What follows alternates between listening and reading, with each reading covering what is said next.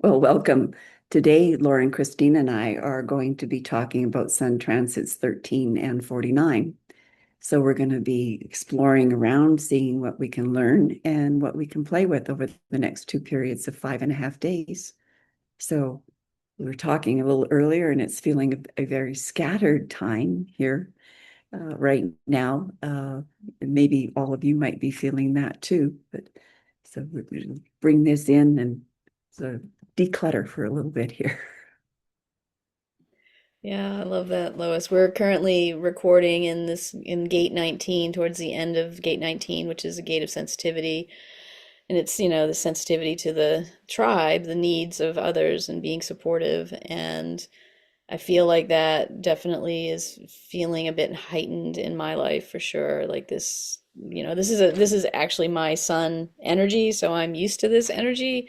But sometimes when these transits happen and I'm actually able to notice, what I notice is when, even if I have something already, defined in my chart, the sun transit can really push on it, right? And so I've definitely noticed these themes this week of like, all the little things that kind of bug me about the house or the kids or the husband or whatever, like they seem really annoying this week. You know? So, and I'm trying really hard to be supportive, right? Like I'm like, okay, it's just a thing, right? Like I can live with this. I can support this thing, right? And it's like, huh, yeah, okay. I'm not sure I love it, but anyway, I definitely have noticed it. But we're gonna be in the next on February 1st, the sun will move into gate 13, which is the gate of the listener. And this is not a tribal energy, it's a collective energy. And it is really, truly people that carry this energy often find that they are the person that everyone tells their secrets to, right? Like this is an energy that can very much call in people's stories in some form or fashion. And it's doing that for a very particular reason because it is learning through other people's experiences which experiences are valuable and which ones we can, leave by the wayside, essentially. And so it's doing this for the collective. And it's attached in the human design body graph. It's attached to gate 33, which is retreat, which is this idea of like, okay, cool, I'm going to hear all the stories and then I'm going to go off and I'm going to think about like which ones matter and which ones don't, so that I can then offer them up and share with the collective, these bits of wisdom essentially. And so it is a lovely gate. I think it's going to be interesting to see what secrets might be revealed, what things might be told, right? Like what people might tell you that they might not otherwise, or what you might share with other people that you don't normally, feel able to share with them about. So that's a little bit from the human design lens. Yeah, it's interesting the idea of listening, and as in my coach training is, and Richard Rudd talks about this too, is the difference between listening and hearing. Because like we can hear and stuff can come in, but do we actually listen to what's being said? And like doing exercises, like having somebody speak, and then the listener say, "Well, this is what I heard you say." Um, it's because it's like that we've talked about it, that that game that you play where one person starts and they say a little sentence, and by the time it gets around the circle, it's changed to something completely different. So are you really hearing what's being said? So this listening to the past is a fascinating thing too, because we're very, very caught in what's going to happen in the future.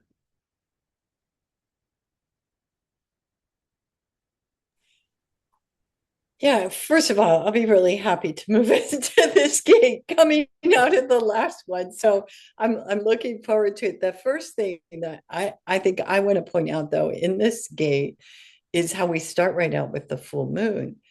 And I think about all that energy and emotion that's coming with this particular full moon is going to stir us up at a time where the energy's asking us to listen. And and we're not always good listeners when we're in a heightened emotional state. So it feels like a time where we're going to really need to check in with what is it that keeps me regulated so I can listen, not just hear, and listen without judgment, listen for the common ground, because that's one of the questions actually that Hilary Barrett brings forward in the I Ching is, where's the common ground here? I think we're living in a time where we are all asking that question. So this could be a really provocative period of time. Yeah, and you both are pointing to very clearly what the gene keys, the shadow is discord, right? The gift is discernment, and the city is empathy, right? And so very much this thing about like, can I discern, these stories that are being told, can I discern which ones are important? Can I discern for myself which ones need to be told in my own space, right? This discernment is such a key piece to anything we're doing, really, right? Especially in times that are so discordant. So, yeah, I think that's really, I always like Richard's, take on each of these um, energies, right? Like if somebody hasn't, gotten the 64 Ways or the Gene Keys book, I think it's really worth the investment because I just think he has a really nice way of giving us the full spectrum of this energy in a way that is harder, I think, to discern through like human design language alone. So I think it's a really good resource. Yeah. When, as you pointed out too, it's like it's our own stories, our own past, as well as the community, sort of the cultural aspects of things. So there's this sort of distilling and looking at our own past, processing our own past. And this is one thing that really showed up for me, volunteering at hospice, was I noticed that the people who had processed their past, I don't know if come to term with their past, were more at peace at the end than the people who had not. So there was an actual listening to their own story and learning from it. And so I think it's something worth thinking about, even though, that may seem like forever and a day off, but there's a value in this for each and every one of us personally.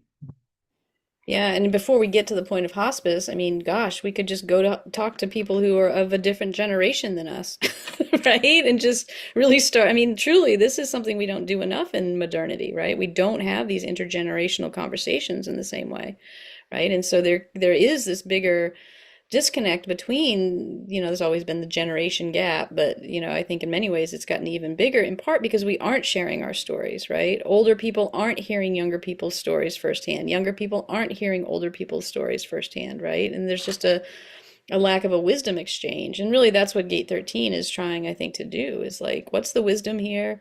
Right? How can we exchange our wisdom? It's not all one direction, right? It's not unidirectional.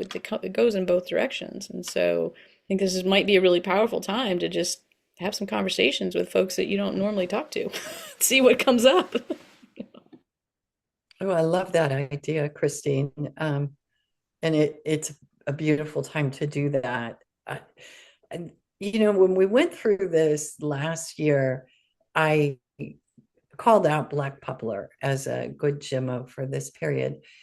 And so I sat with that for a bit. Is this still appropriate? And I actually do feel it still belongs here. And this is why. First of all, we've got this full moon that's going to stir up a lot of emotion as we're getting started. And what Black Poplar does that no other Gemmo can do is quell that really cellular level fear we have. And the greatest fear we have is that someone else is different than us. They're not going to think like us. They're not going to, and they're not going to accept us for who we are and what we think. And so this is where we get into this conflict, and what the energy of this gate is asking and inviting us to is, hey, find some common ground. And whether that's between generations or between neighbors or just between the folks in your own household, what are the common needs here? What do we share? And to do that, we have to tone down the fear, because we absolutely, as you said, Lois, we need to be listening, not just hearing. We can't do that if there's fear. Well, too, with related to that, toning down the fear too, is that we need to actually take a look at ourselves, at the places that we're not comfortable with. And I mean, it's like, things like looking at, do you keep making the same silly mistake again? Or even like you watch people that they jump from job to job to job, or people who jump from relationship to relationship, and then it just all seems to go just as badly every time, and there's no learning going on in there. So that, like, getting in and looking at what's going on for you and seeing the patterns of what's happening. And I was thinking that it would be really helpful to look at like figuring out sort of the archetypal patterns, because even though it seems all really personal and different for us, mostly they're patterns that have been seen since people have been around. So being able to get a look at those patterns, and through those patterns look at back at yourself and make it a little more objective, which makes it a little easier to look at. And I was thinking about, there are people, there's quite a number of Jungian analysts that have used myth and fairy tales and things. And there's like Clarissa Pinkola Estes in her work. But there's another one. I went and found the book so that I would get it right. Lisa Marciano. And she has a book on motherhood, and that's using shadow. And she uses a lot of fairy tales and things to help you see and, look at the fairy tales and back into your life and the lives of people around you, so you can see the patterns that are going on. And it brings it up into like a story level, which is the stories that we need to be sharing, which are, it's always easier to understand and see what's going on when something's happening in a story than if, like we give you a bunch of bullet points about what this might be about. You get drawn into it and it becomes visceral for you. So you have a somatic experience and you've got meaning. So, yeah. Love that, Lois. You're talking exactly about the polarity energy in this gate too, which is really interesting. Gate 13, the polarity is gate 7. Gate 13 is, like I said, this experiential collective energy. Gate 7 is the role of the self, and it's a logical collective energy, right? And so together they kind of work in this way of like making sense of the patterns of our experiences, right? And our role in them. And that's pretty much exactly, it sounds to me like what you were talking about. And again, this is a lot of what mythology helps us with, right? This archetypal energy is pattern making energy and information, right? And so having both of these on at the same time, the Earth will be in gate 7, supporting this logical analysis and understanding and seeing of the patterns of whatever it is we're hearing and listening to in the world, I think, to be really interesting. All right, I guess we did 13, huh? Right, check. So we're in gate 13. The sun is in gate 13 from the 1st to the 6th of February, and then it shifts to gate 49 on the 7th, and it stays in that gate until the 12th of February. And so gate 49 is interesting because the gate we're in right now, gate 19, gate 49 is the channel that completes the channel. So we're going to have this, we're in this channel of sensitivity quite a bit in this time period. And so gate 19 is about sensitivity, gate 49 is principles, is what we call that. And so this is an energy. It's in our solar plexus. It's an emotional energy, and it is also about being sensitive, but it's more, I don't know, it's just tricky. It carries a fear. It's got some unpredictability in it. Like, it is a more fraught. It's the more fraught end of this channel, I think. Like, so I wonder if this time is going to also be a little bit more fraught. There is this tribal energy. Again, it's the supporting others. We see this up coming up for us all around us, right? Like, how can we support others? And we live in a particularly difficult time to do that because we mostly don't have many supportive networks close at home. And we're also seeing out in the wider world all of the people who could use our support in some way, right? So we have this really weird thing that goes on in our brain in modernity of like, where do we put our energetic support, right? Because we don't necessarily have these close contacts and we see all the need. And so I'll be curious to see as we're in gate 49, this is a struggle around principles, right? Like what is the right thing to be doing and who has the right principles that need to be transmitted and saved and preserved.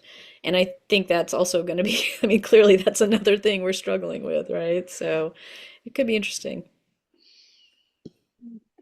It's interesting because the I Ching that I was looking at this as the revolution, and the revolution coming because things have gotten such that, okay, this cannot be anymore. This is not acceptable anymore. Something new and different has to happen. And we are seeing that in sort of in small groups and writ large all around us. And so it's like and they people needing to decide what it is that they want or can do, recognizing that it isn't going to come from the larger collective. So we're put in a very different position than we've been put in for a long time. And there aren't a lot of models for this. Oh, that's true, Lois. And we are programmed to look outside of us. Like, well, someone out here ought to know. And when we really need to turn around and say, what do I know about this? In Hillary's version translation of the I Ching, she calls it radical change. And I do believe the astrology is there this week for some really radical action. And I think we have to pay attention here to the gene keys and the shadow of reaction, because that's not going to build anything. That's only going to break. And we have enough of that happening. So we want to be on the side of moving forward. And so I think we have to be very careful with our personal energy, coming back again to that idea of am I responding or am I reacting? And you'll know because you took a breath and you paused. And if you have an emotional guide like I do, and emotional energy for our decision making, our authority, you have to pause. I mean, there is no time. We cannot respond appropriately if we are coming up with an instant answer. So if we really want to do this radical change, and if we want to stay out of reactivity, we need to move slow. But we only have 5.5 days. We can't do it all at once. There's something that was just popped out when I was preparing for this particular gate. It's like the gate of Integral Coaching Canada, which is my training school, because there's this need to look at the past, understand exactly what has been going on, uncover the shadow or the stagnant bits, and then decide what you want to keep and what you want to jettison and how you want to move forward. But and recognizing that it's going to take time. It's not going to happen all at once. And I thought, well, it's just like in that sort of, there it is, that's the entire way that the school functions. And so, in that being aware of your patterns. So there's the commonality between this and 13 and this sort of, yes, the shadow needs to come up. And like I think in the world we're seeing right now, the shadow's coming up everywhere. It's just in all over the world. And so we're seeing all of the things that we've been sort of keeping under wraps. And it's bubbling to that place where something has to change. And so there's this, we're in a place to decide what we want to change. And it's kind of an amazing thing to say because people have been trying to change things. You know, it's like being a child of the 60s, watching all of that was going on and the different things that have happened over the years. There's been people trying to change things and trying to change things. And this is like, well, maybe now actually things will start to shift. It's just we don't know where they're going to go.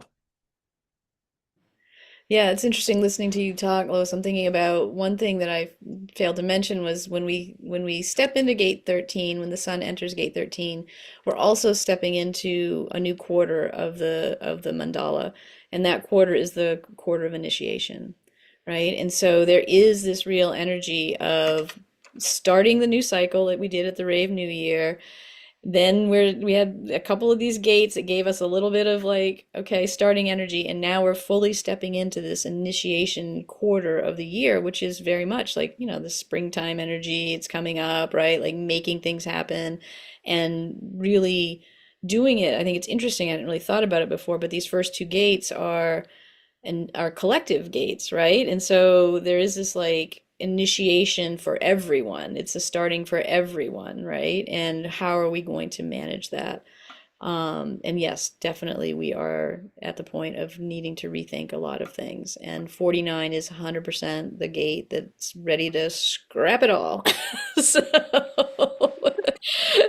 um, and so, yeah, it is a powerful energy. And I really do wonder what's going to show up in this time period because